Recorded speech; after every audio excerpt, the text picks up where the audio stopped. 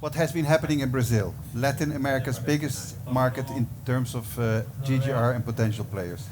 Here to tell us more about that is Matheus Puppe, who is partner at ECIJA Brazil. Welcome, Matheus. Please come to the. You're here to the stage. It's very good to have you, and we look forward to hearing from you. Thank you very much. Thank you. Thank you. Is it working? Yeah.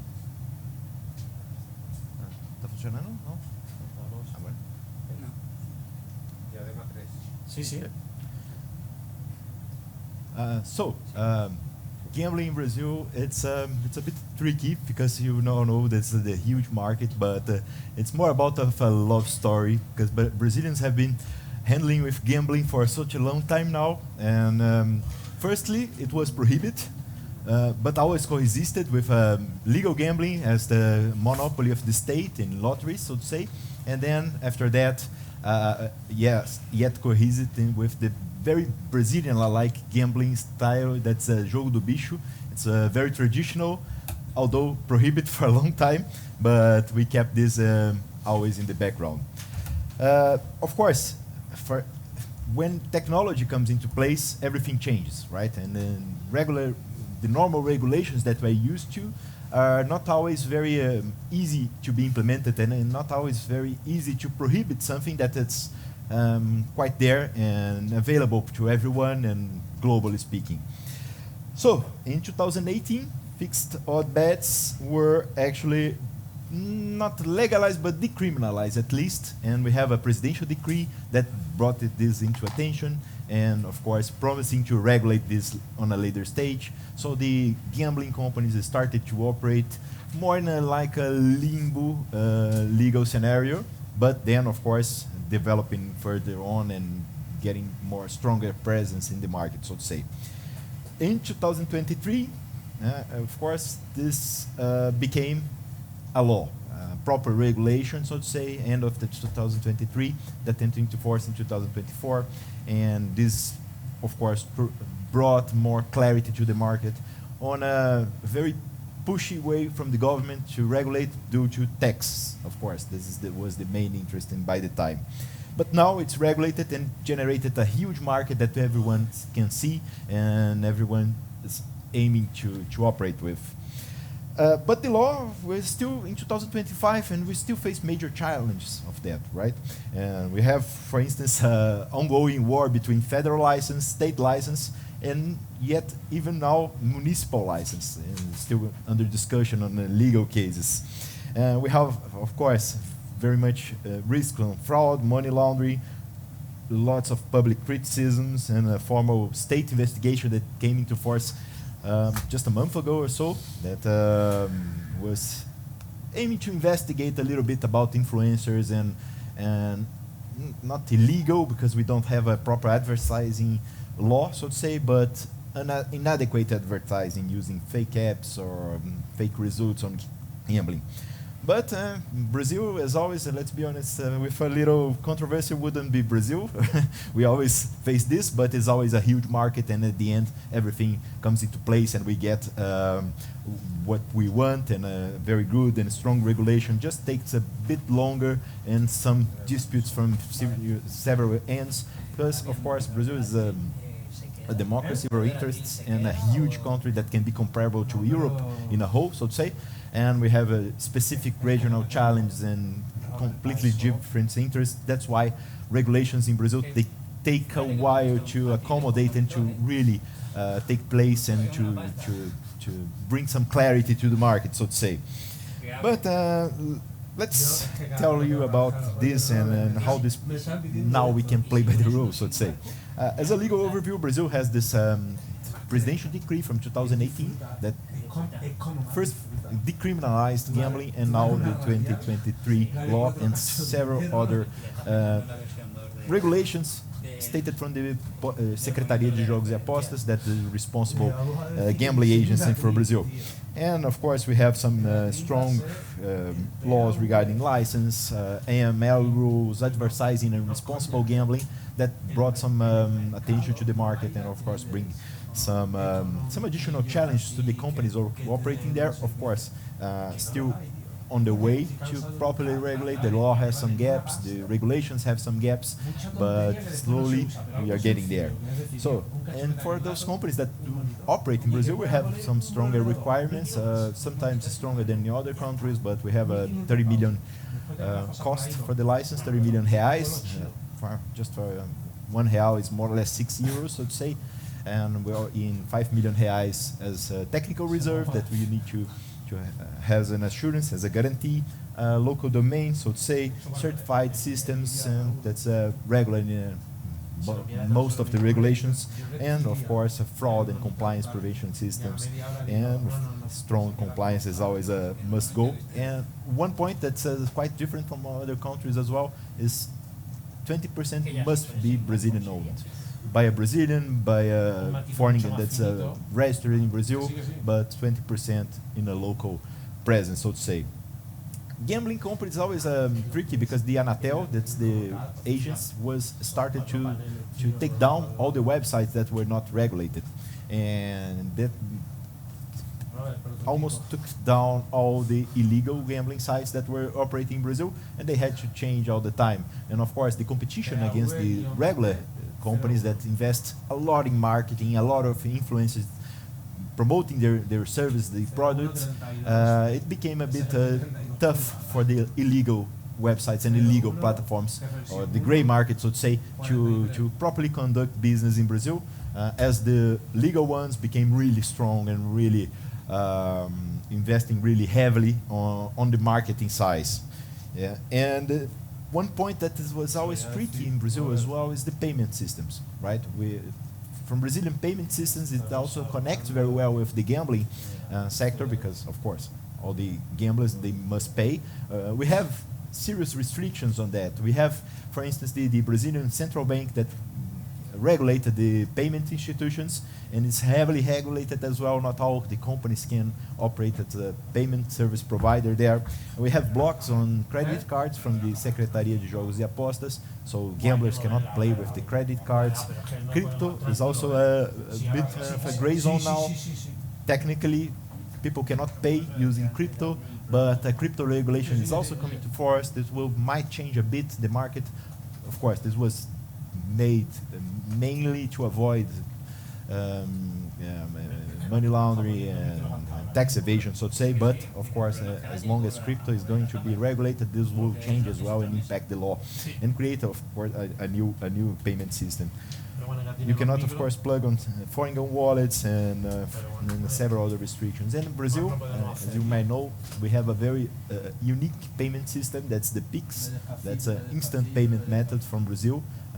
Brazilian central bank, that companies can adhere to this and allow automatic payments by customers overall, and it's the mainly used tool on online gambling solutions because you get the money on real time, and of course for the person paying it, it's quite easy, so to say.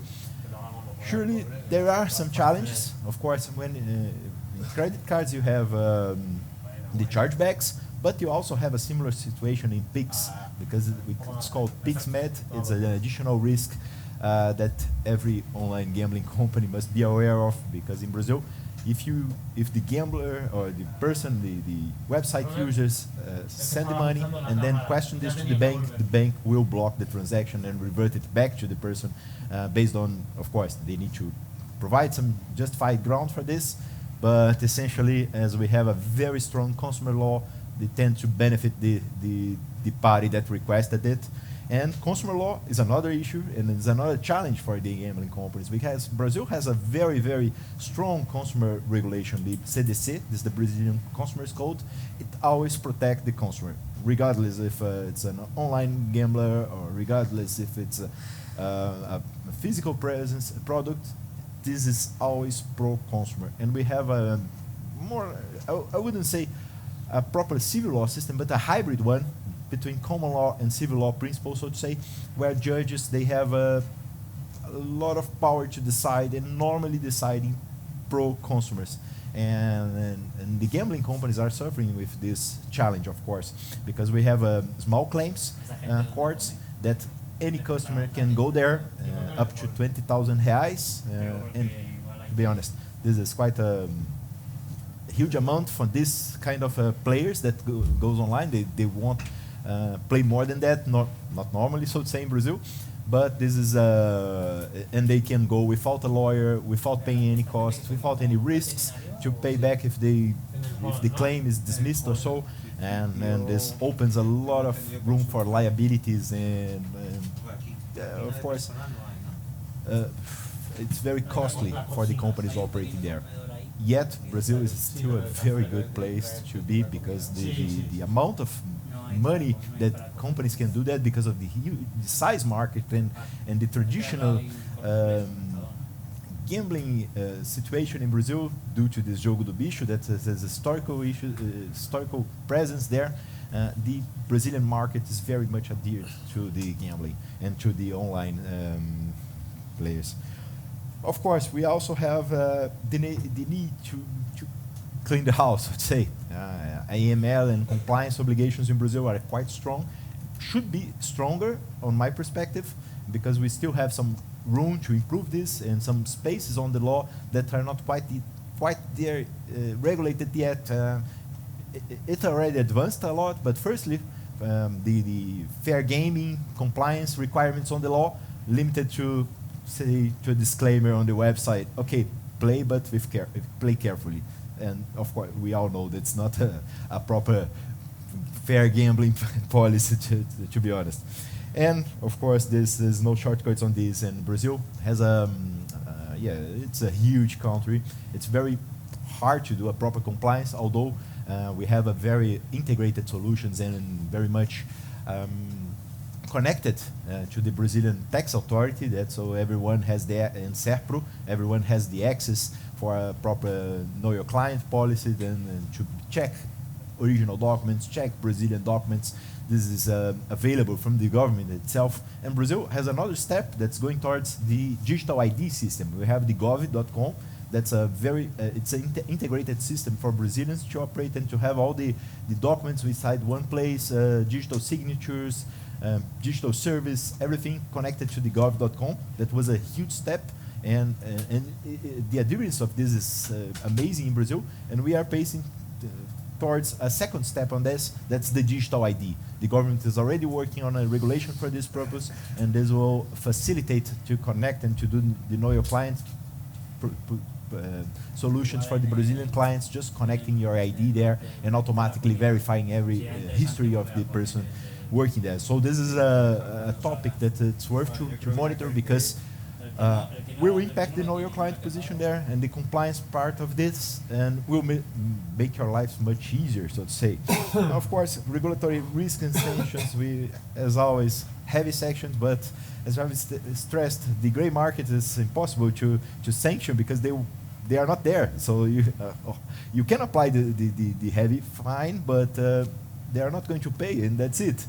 But in Brazil, they are tending to tackle this under the payment systems. So they are blocking the payment system, they are sanctioning the payment systems, and of course, influencers that promote this can be held responsible as well if they promote illegal gambling or gray zone gambling platforms. So this is at some point, because we had a lot of influencers being held responsible lately because of this. They were debugging websites that were not regulated there yet, and honestly, they are getting millions. Some influences on the CPI, that's the Parliamentary Commission of the Senate that investigated this. Some influencers were getting 20, 30, 40 million reais just to promote a website. And of course, they are being held responsible for this. And we expect for the future of the Brazilian regulations some more clarity to fill in the gaps that we nowadays can see, especially on the compliance part, fair gambling compliance, of course, fantasy games, loot boxes, crypto betting exchange, things that are not there yet regulated there. But, and of course, the responsible gaming is a point that will be very much addressed in the next steps from the regulatory side on Brazil, and we expect a much more strict and much more rigid solution on this. In 2025, we had a lot of problems on this. We had a lot of disputes between public society vision especially because people were using. Brazil has a program that's a Bolsa Família that people receive funds from the government to subsidiary like a one minimum salary just to assist persons in low-income communities, and they were using these debit cards to gamble online. And this generated a lot of public opinion against gambling. Of course, Brazilian government cannot afford to prohibit this because the tax is quite substantial and necessary nowadays, but they are now struggling to find a solution in between. And on my perspective, the compliance improvement on this will be the way to go, and most likely the solution that they will propose and fill in the gaps for this dilemma that they are facing, of course, right? Of course, Brazil, the addiction is growing, the debt is growing from the people operating this, but also the tax that they generated is quite interesting from the country's perspective, and then for the companies, it became a huge market. And but I do think prohibiting is not the way, right? And Brazil, if we prohibit, the gray market or the illegal gambling takes place again, and will not generate the tax benefits of this. And of course, people will still going to spend money on that. So we need a better solution than that. This is a very comprehensive, very straightforward regulation that everyone can really follow, and no gaps and no room for adverse interpretations on this. And then I do believe that's the way that the government is trying to get and try to follow recently. So Brazilian is betting on this market, and I do think it's a safe bet, and I do think the Brazilian markets, although very complex and very complicated market, it's a market that has a lot of potential, and the ones that are getting there earlier are the ones that will be the most trustful ones and will be the most reliable companies that the consumers are going to use for, because of course we know that the consumers also trust the brand, and this is something that happened before in complicated fields in Brazil, and it's happening now, but it's a huge market and it's worth to bet on. So thank you very much.